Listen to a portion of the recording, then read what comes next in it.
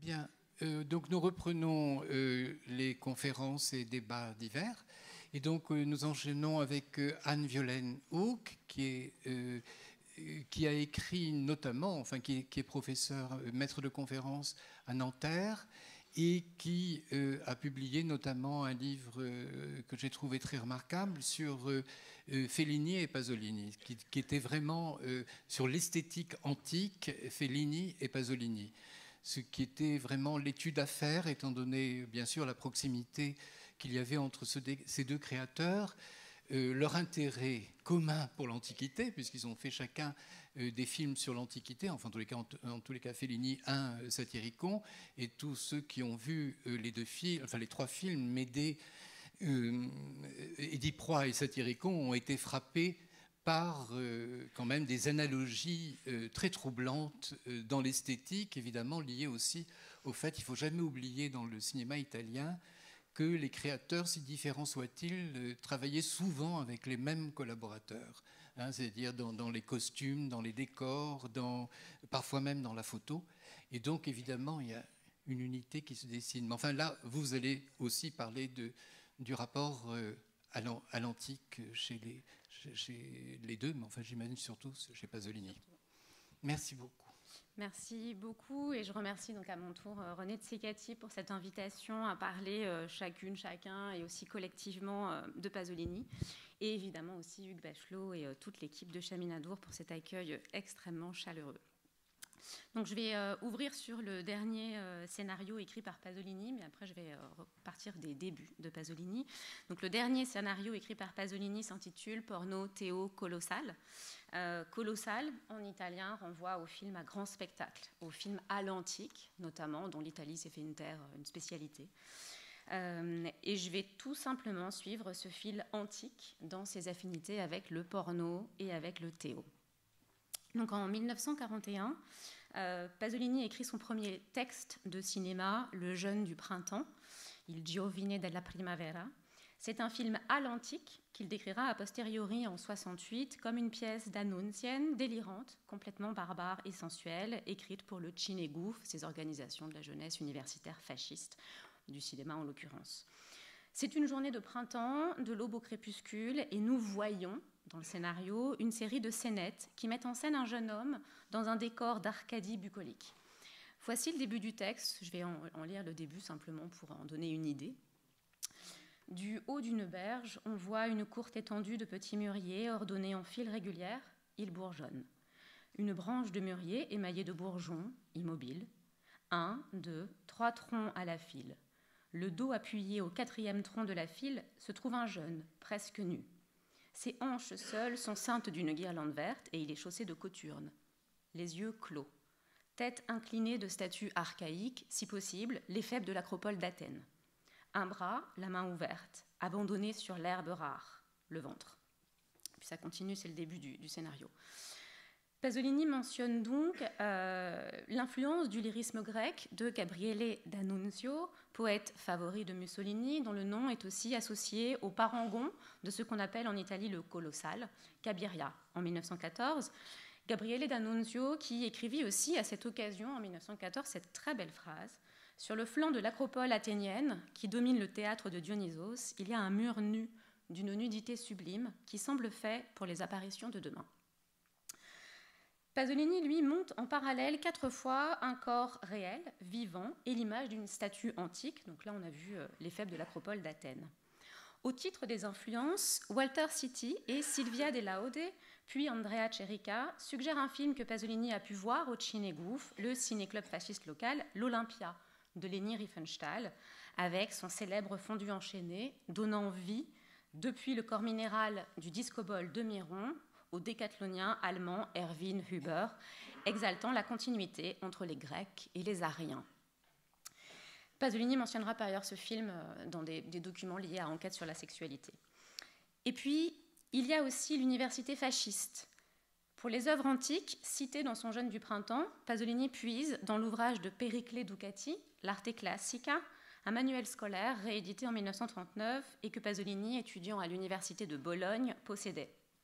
Voici l'exemple de l'Apollon de Ténéa, la figure de droite ici, Et à côté, le texte du jeune du printemps, donc un autre montage parallèle, le buste et le visage souriant du jeune, ce jeune du printemps, le buste et le visage souriant d'une statue archaïque, si possible, l'Apollon de Ténéa.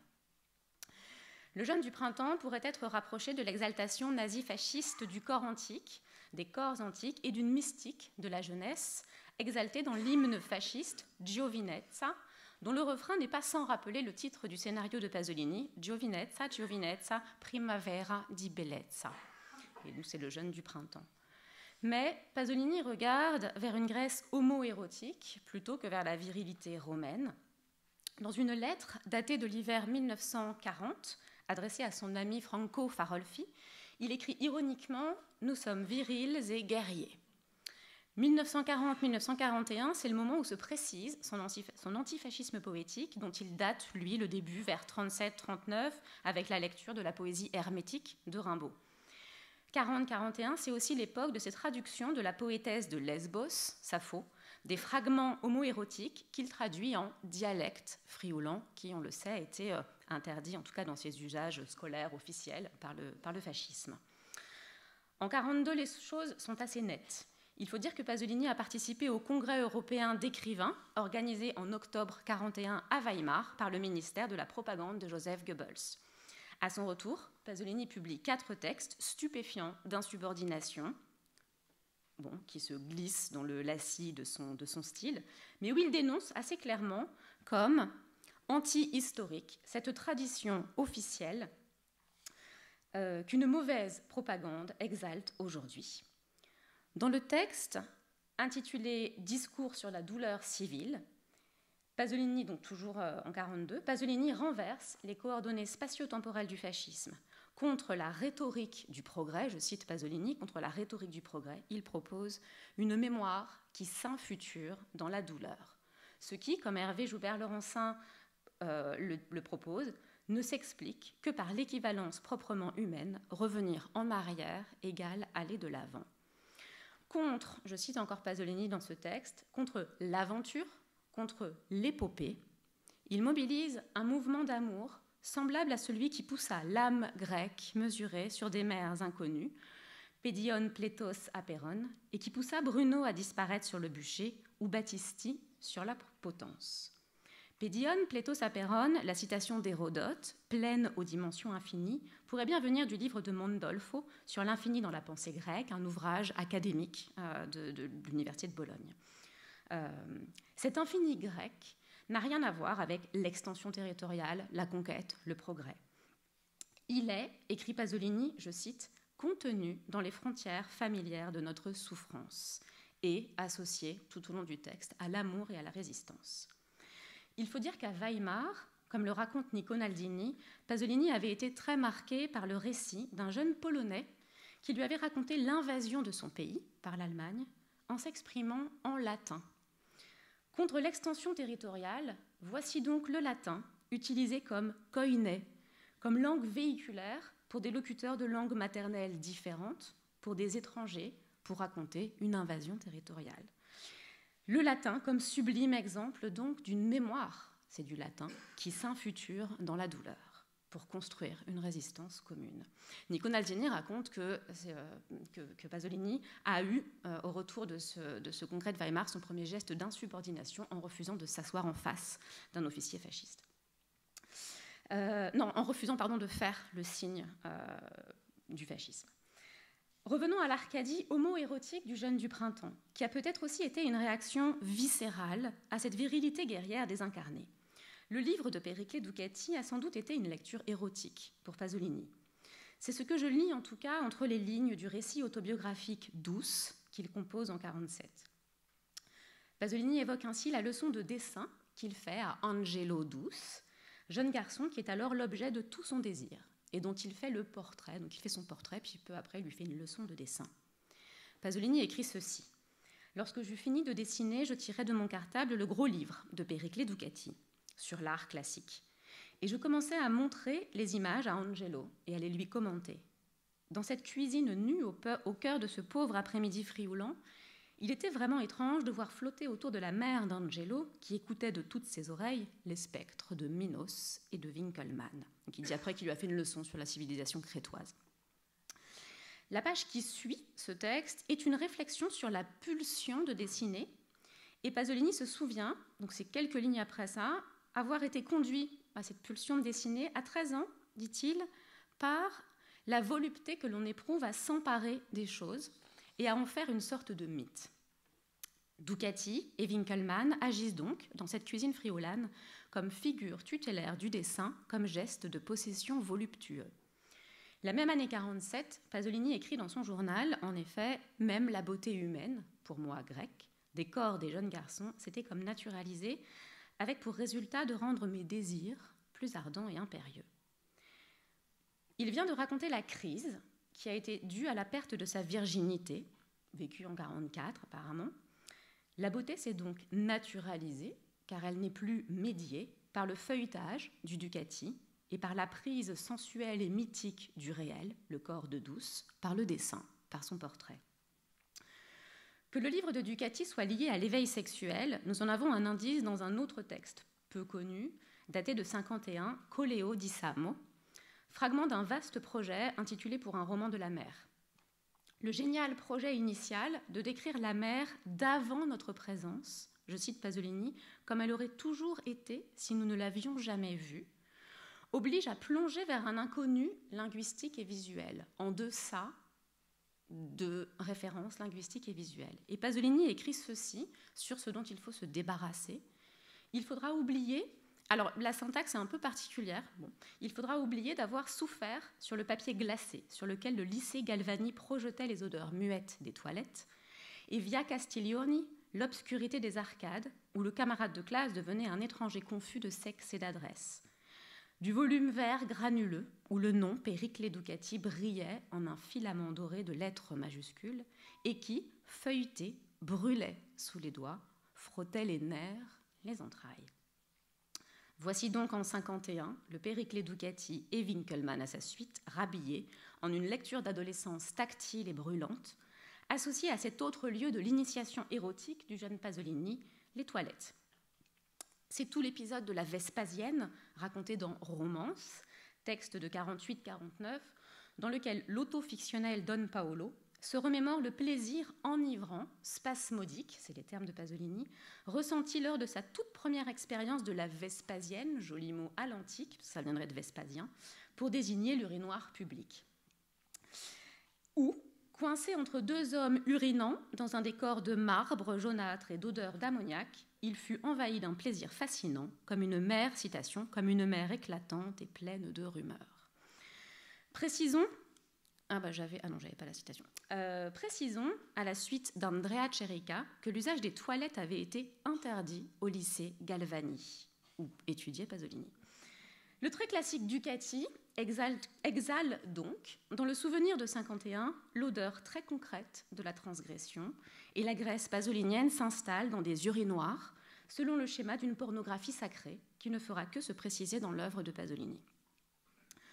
Encore un mot sur Le jeune du printemps. Il est évident que ce film à l'antique n'a rien d'un colossal. Dans une lettre de 41, Pasolini évoque, Pasolini évoque le tenant du genre, le réalisateur de la super production, super propagandiste antique que fut Scipion l'Africain. Il dit « À bas les bureaux, à bas la bureaucratie, à bas la réaction, à bas les puritains, à bas Carmine et Gallone ». Inévitablement scolaire par ses sources d'inspiration, Le jeune du printemps est en fait une première expérimentation, à mon sens en tout cas, de l'analogie. Comme je l'ai dit, au même moment, Pasolini traduit la poétesse grecque Sappho en dialecte frioulan. Le frioulan qui était pour lui, je le cite, une langue très ancienne dont les mots savaient suggérer les images originaires. Traduire Sappho en frioulan, cette espèce de dialecte grec, est donc un exercice de vision, suggéré par ce dialecte grec des images originaires. Pasolini, on le sait, cherche dans le dialecte une forme d'accès sensuel au monde, épargnée de la conventionnalité du langage. Le frioulan, écrit-il encore, est une langue dont les mots, entendus de vive voix, l'oralité, transportent avec eux dans un paysage vieux de 10 siècles.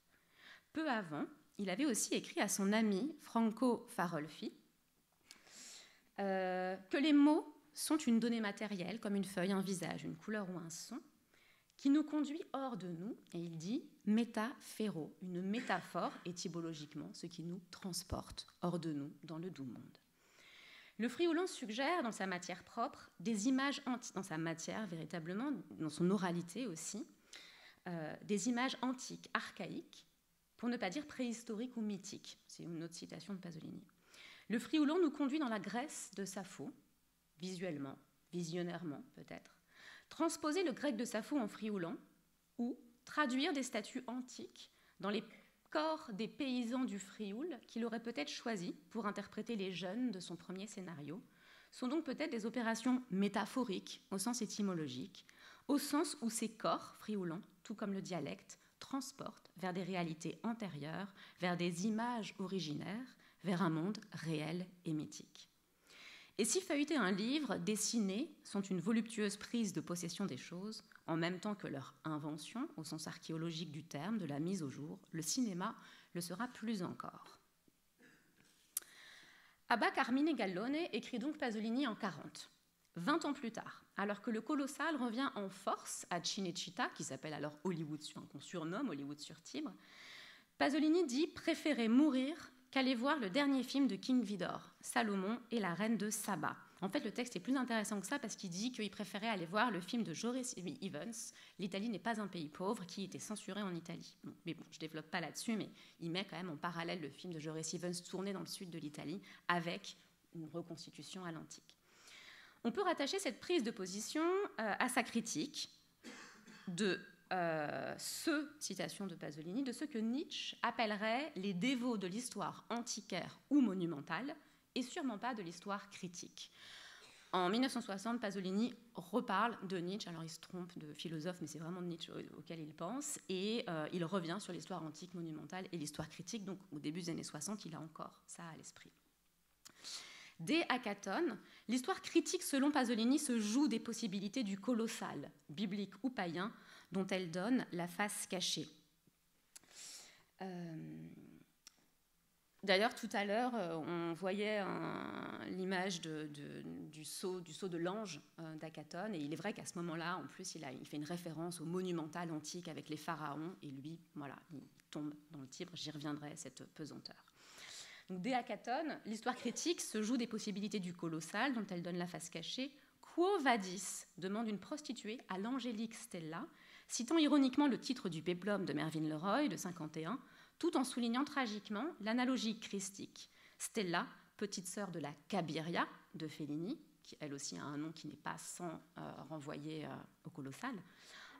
Stella entre sur un chemin qui a pour croix les ruines non monumentales, illisibles de la Via Appia Antica.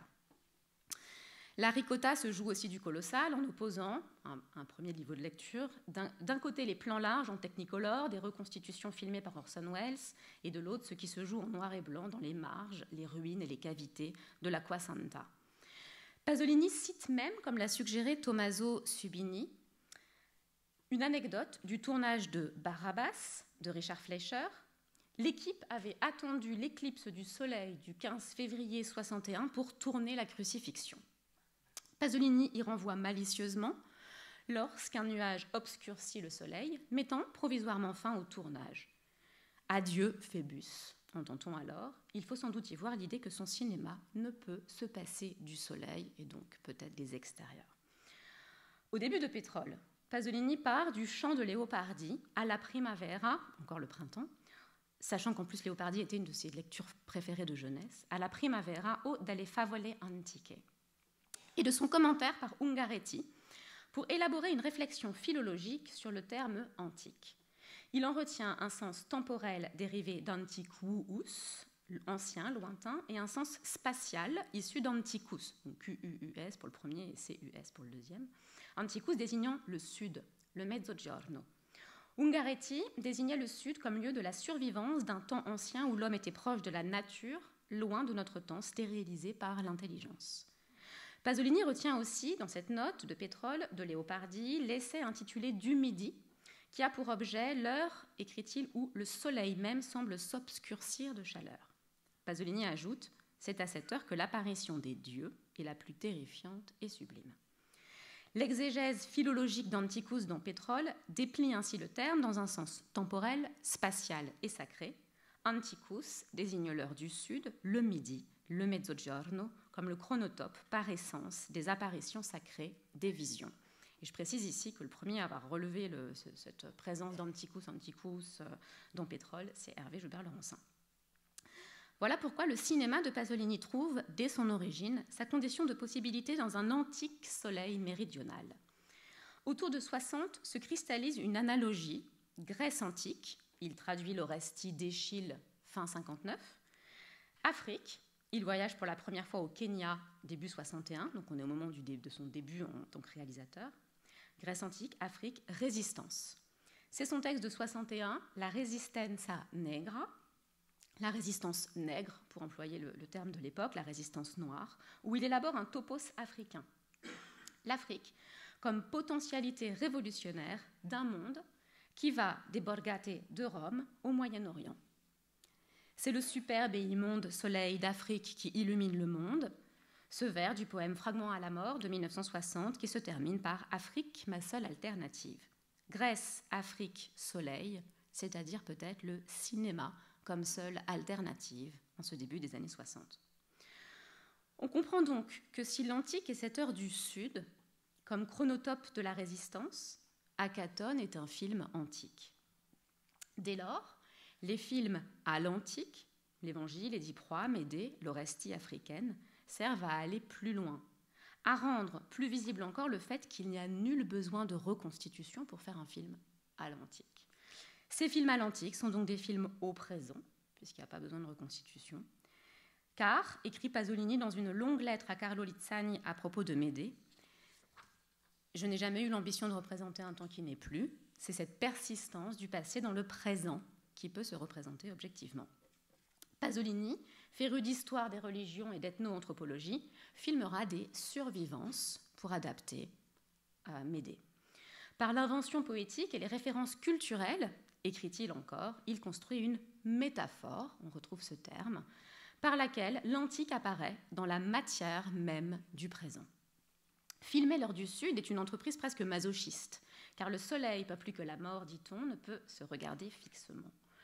C'est pourtant ce soleil qui aveugle la caméra dans les violents contre-jours des 10 proies, faisant du parricide un rituel halluciné, une vision sacrée surgit d'un temps immémorial.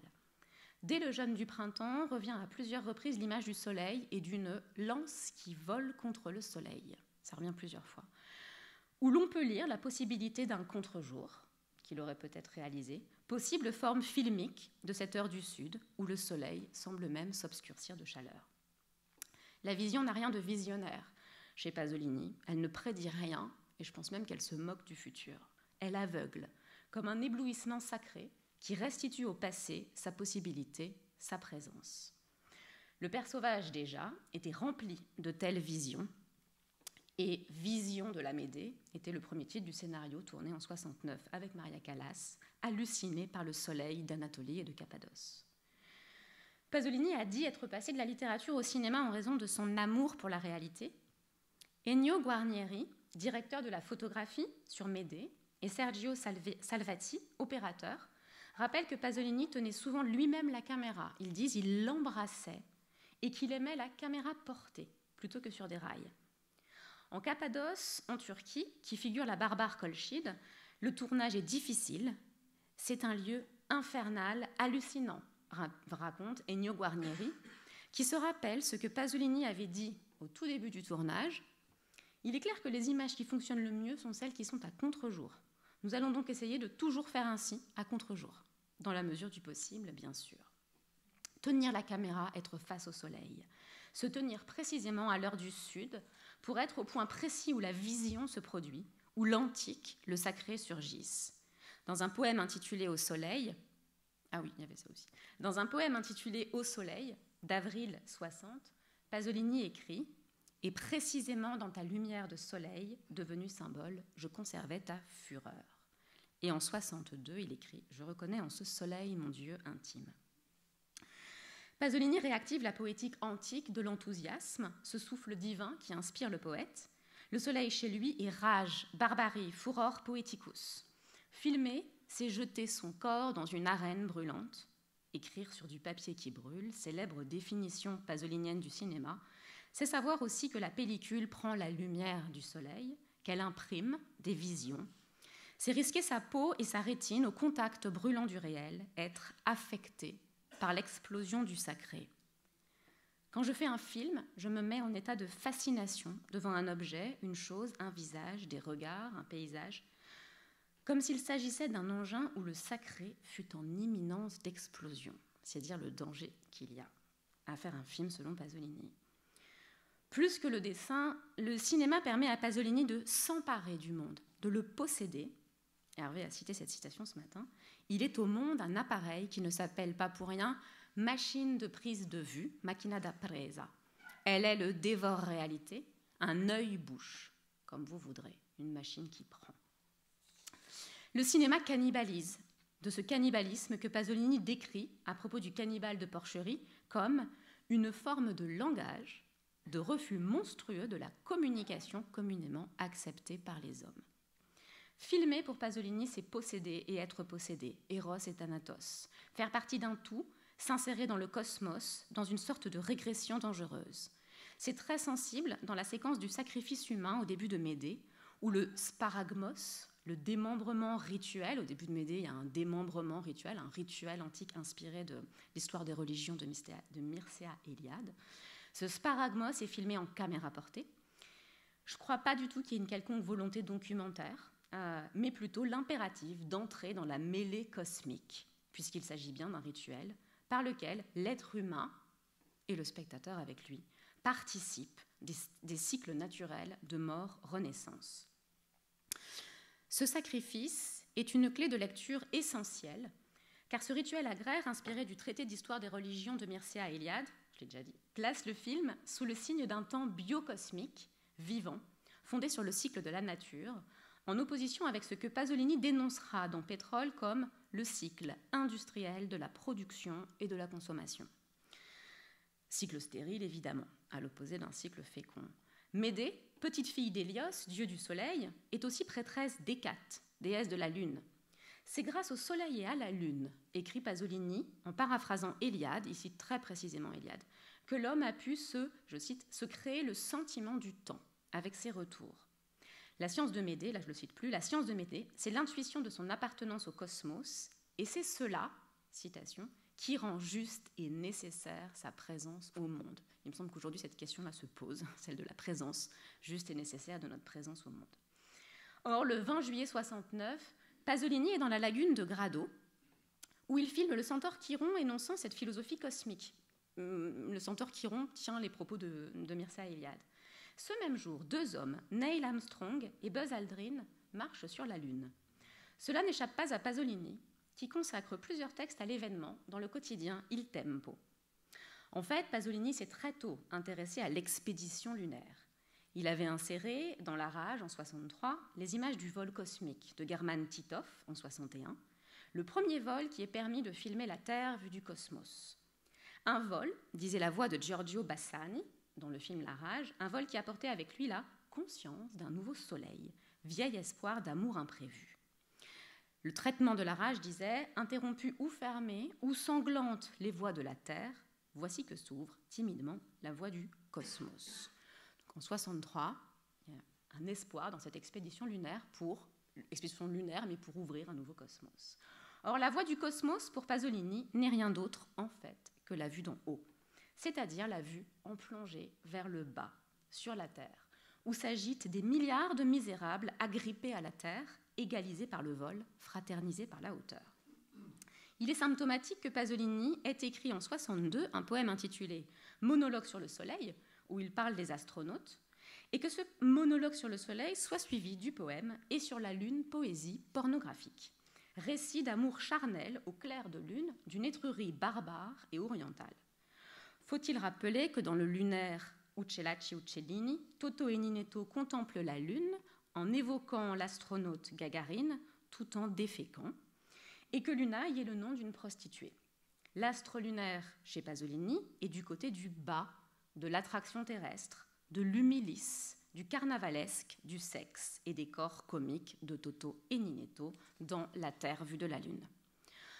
Or, en 69, l'alunissage vient plutôt confirmer que la voie du cosmos s'est refermée. La Lune s'est trouvée arraisonnée par le soleil de la raison. Le 9 août 69, donc c'est en même temps, Pasolini tourne Médée et en même temps, 2 hommes mettent le pied sur la Lune. Puis il y en a un troisième qui est à côté.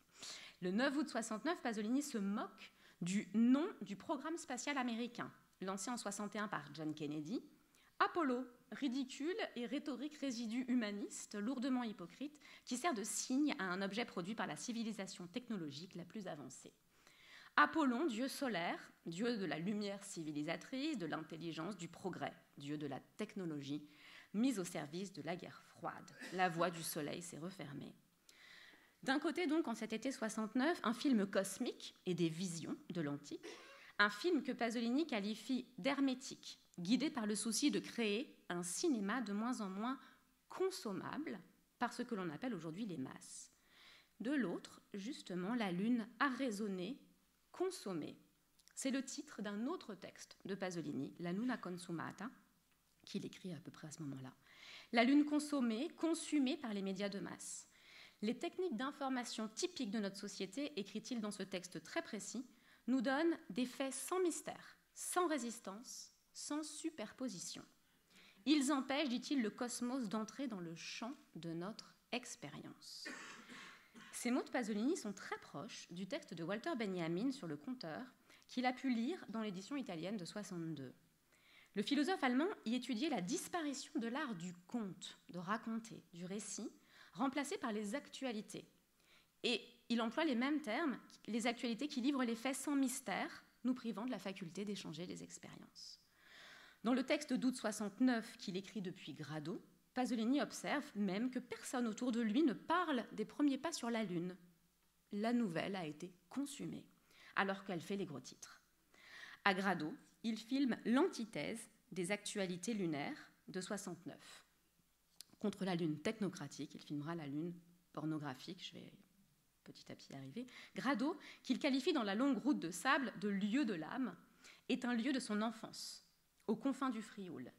Il filme en caméra portée l'enfance mythique de Jason, qui écoute la fable cosmogonique racontée par le centaure. Fable aussi précise que mystérieuse.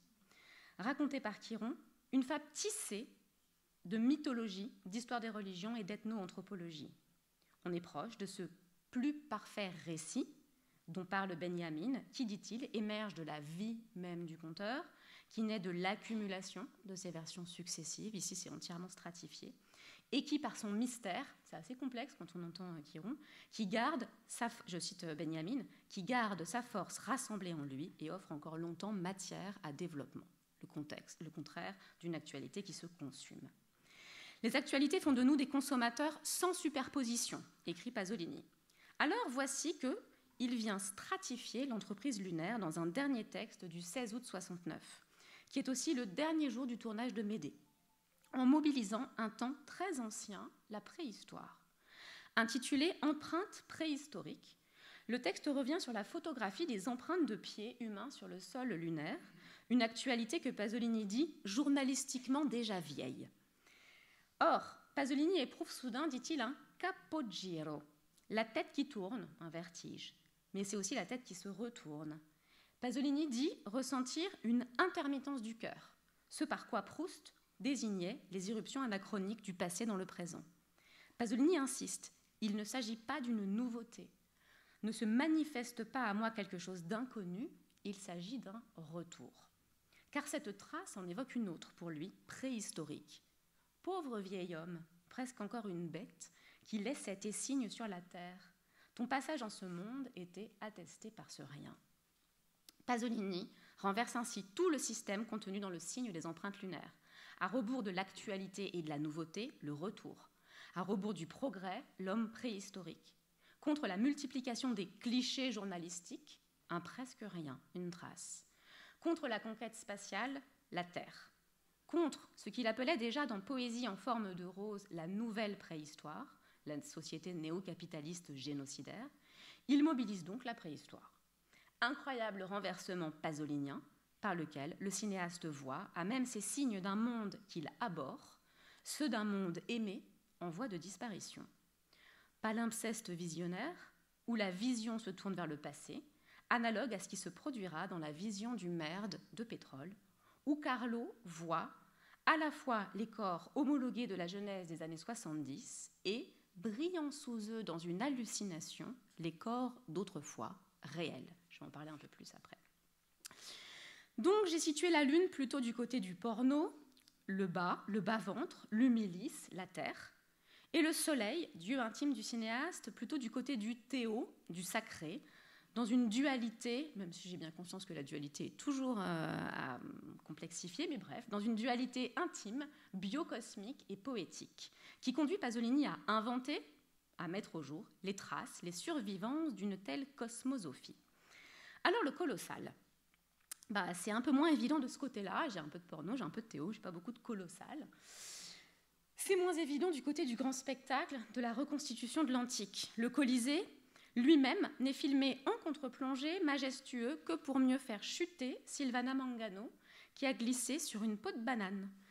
La Terre, vue de la Lune, c'est le titre du film, ce sont bien des milliards de misérables, égalisés par la chute, fraternisés par la mort.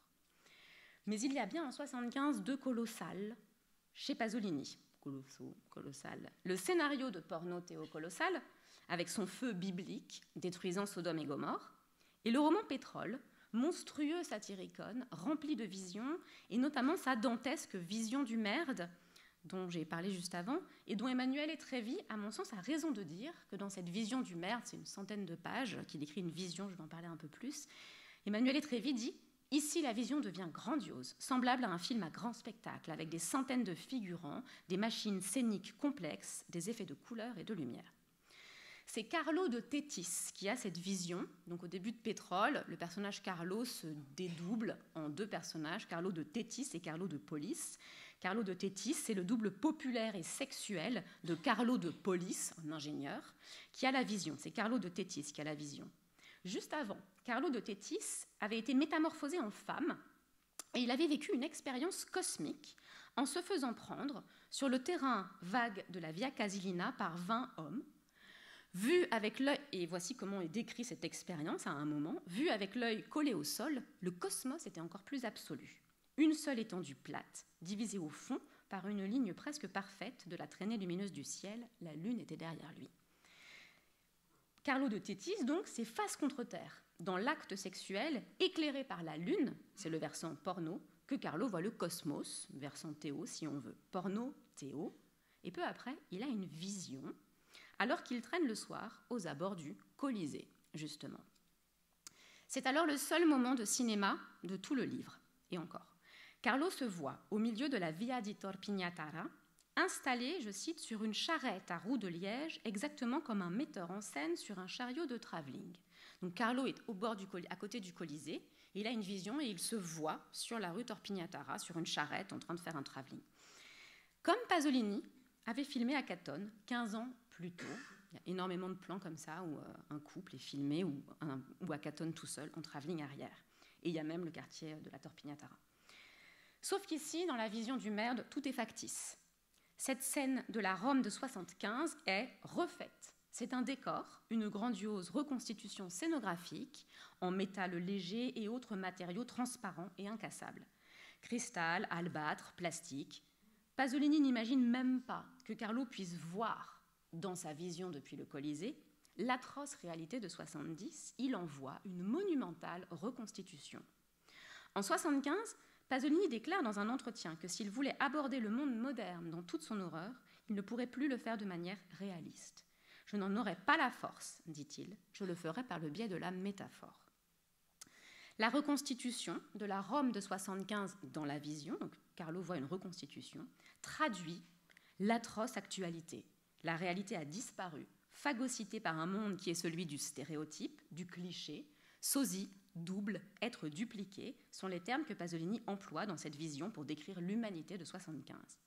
Le monde n'est plus qu'un vaste colossal, des décors et des costumes habillants, des statues de cire, des automates. Bon, il y a tout un lexique, j'en ai pris que quelques-uns. Mais... Tout est si faux que Carlo, debout sur son chariot de travelling, n'a pas de caméra. Il faut dire que la lumière elle-même, essentielle pour que la pellicule imprime le réel, manque. Au début, on peut lire « Dans la scène de la vision, il n'y a pas de lumière ». Or, Pasolini avait prévenu, au tout début de l'œuvre, la beauté de la lumière est d'une certaine façon fonction de mon récit. Il arrive souvent, effectivement, que la lumière soit si absolue, calme, profonde, qu'elle donne l'impression qu'elle n'appartient pas au présent, mais à un passé miraculeusement ressurgi. C'est le contraire dans la vision. Un éclairage filtre violemment à travers les matériaux transparents colorés. Vermillon, grenat, vert, violet, c'est hallucinant, la description des couleurs par Pasolini. Je trouve très suggestive la proposition de Roberto Chiesi, qui fait le lien avec un texte de 1974 de Pasolini, cité tout à l'heure, où il expose l'usage probable par le Caravage d'un miroir, permettant de transposer les figures populaires réelles dans une luminosité artificielle. Dans ce texte, Pasolini écrit, donc il se rappelle aussi ce que Roberto Longhi, là c'est Roberto Longhi qui lui aurait suggéré cette idée. Grâce à cet usage, la lumière se fixe dans une grandiose cristallisation machinique. Non seulement Bacchus est malade, mais également ses fruits. Non seulement Bacchus, mais tous les personnages du Caravage sont malades. Eux qui devraient être par définition vitaux et sains, ont au contraire la peau qui macère dans une brune pâleur de mort. La vision du merde, cette lourde allégorie presque médiévale qui est Pétrole, est une grandiose cristallisation machinique aux couleurs violentes et morbides par laquelle se révèle la peste qui ronge la réalité de 70. Or, voici que dans l'hallucination d'un déphasage, presque dans une coquille d'imprimeur, écrit Pasolini, surgit une scène réelle, la Rome des années 50. Je me suis souvent demandé pourquoi il disait coquille d'imprimeur. En fait, une coquille, c'est un raté du cliché mécanique.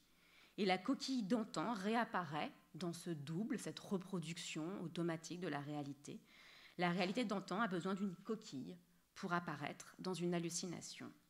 Cette autrefois est une image que Pasolini évoque en citant Walter Benjamin, me semble-t-il.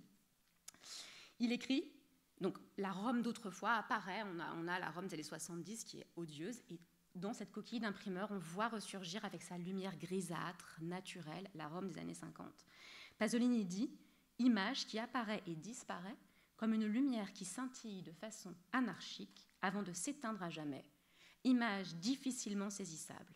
Voilà que bougent dans le silence de la nuit les anciens criminels, c'est-à-dire les corps aimés par Pasolini. Il faut bien que quelque chose ait rendu l'hallucination possible au-delà de cette coquille d'imprimeur. Peut-être le Colisée, après tout, où se trouve Carlo de Thétis, d'où il a la vision. Un lieu antique, certes spectaculaire, mais que Pasolini reconfigure en espace de résistance. Il décrit ainsi comment se trouve Carlo. Il est avec des hommes, avec d'autres camarades autour du Colisée. C'est la nuit, il fait froid. Ses connaissances se racontaient des histoires vécues comme si la peste s'était déclarée dans la ville et comme si ce n'était que dans ce cercle de cirque équestre autour du Colisée, dans la nuit déserte battue par la tramontane, qu'il resta quelque espoir de survie, réduit peut-être au savoir et au souvenir. En écoutant les paroles de ces pauvres créatures, Carlo eut une vision. Et là commence la vision du merde via Titor Pignatara.